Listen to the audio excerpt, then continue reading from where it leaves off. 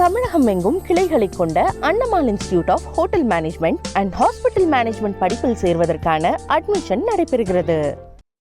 தங்கம் விலை உயர்வு காரணமாக காஞ்சிபுரம் பட்டின் விலையும் 30% வரை அதிகரித்துள்ளது.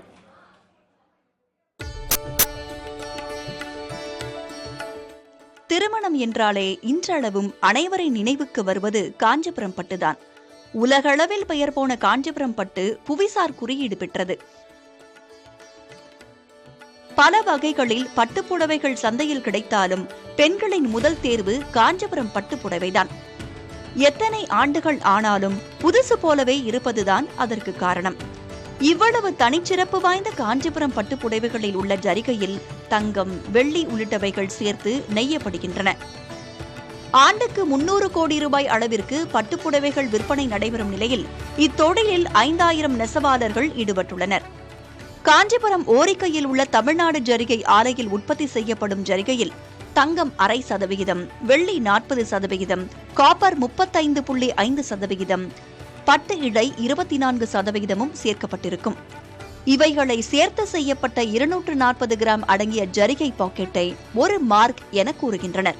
கடந்த 6 மாதங்களுக்கு முன்பு 18,000 ரூபாய்க்கு விற்கப்பட்ட 1 மார்க் ஜரிகை தங்கம் மற்றும் வெள்ளி விலை உயர்வு காரணமாக தற்போது 22,500 ரூபாய்க்கு விற்கப்படுவதாக நெசவாளர்கள் கூறுகின்றனர். மூலப்பொருட்களின் விலை கிடுகிடுவென உயர்ந்ததால் பட்டுப்புடவைகள் விலையையும் 30% உயர்த்தியுள்ளதாக உற்பத்தியாளர்கள் கூறுகின்றனர். இந்த தங்கம் விலையும் வெள்ளி விலையும் ஏறினதுனால இந்த தொழில் அடிப்படையே எங்கே போயிடுமோன்ற பயமாக இருக்குது. இன்றைக்கி ஒரு பியூர் ஜரி சேலை இன்றைக்கி பார்க்கணும் அப்படின்னா இன்னும் பிற்காலத்தில் இன்னும் போச்சுன்னா இதே நிலைமை நீடிச்சுன்னா இது ஒரு மியூசியமில் ஒரு ஒரு பொருளாக தான் பார்க்க முடியுன்ற நிலைமையில தான் இருக்குது. இன்றைக்கி இந்த பியூர் ஜரி சேலைன்றது ஒரு முகூர்த்த புடவை பார்த்தீங்கன்னா 20,000 ரூபாய்க்கு கிடச்சிட்டு இருந்தது.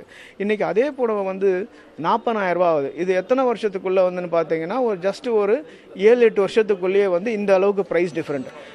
தங்கம், வெள்ளி விலை ஏற்றம் தங்களின் வாழ்வாதாரத்தை கேள்விக்குறியாக்கியுள்ளதாக நெசவாளர்கள் கூறுகின்றனர்.